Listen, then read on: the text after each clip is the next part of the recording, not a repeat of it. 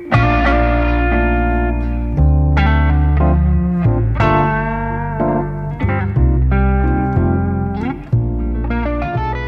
toujours aimé ça, chanter. J'ai toujours pris des cours de chant et je trouve que ça fait partie aussi de notre travail de comédienne et d'interprète. Et je pense que d'avoir la joie de pouvoir participer à l'univers de quelqu'un et encore plus à celui étant de réel, bah, on peut que aimer ça en fait.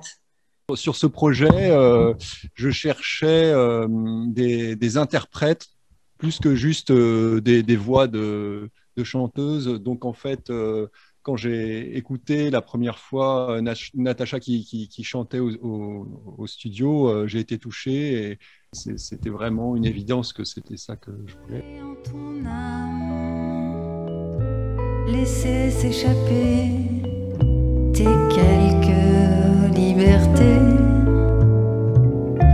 sortir de toi les émotions prisonnières, retrouver l'amitié, l'abandon et l'amour. Je suis plus de l'école de la bossa nova au départ, donc où on a des interprètes comme João Gilberto, donc des gens qui sont pas dans la puissance, mais qui vont à travers un filet de voix faire passer des choses et toucher la personne qui est en face. Les interprètes comédiens ont une chose avec la sensibilité et les émotions. En général, ça nous déborde de partout. Donc, y en a plein, juste de la canaliser à un endroit, en fait.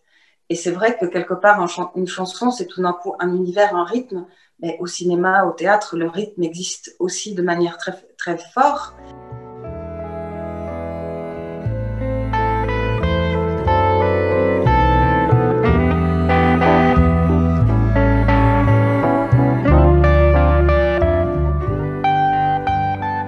Ce clip, en fait, c'est pas tellement une chanson, c'est plutôt un dialogue chanté, je trouve.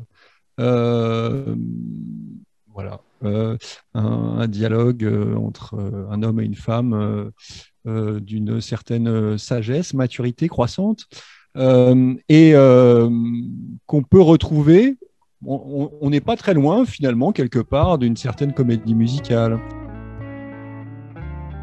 Que ça soit dans la chanson, dans le cinéma, on a envie de décoller, quoi, tout simplement, de décoller du réel, de créer un imaginaire, d'être dans un imaginaire et de vivre dans cet imaginaire à un moment. Surtout en ce moment, putain, qu'est-ce que ça fait du bien d'être dans un imaginaire, hein.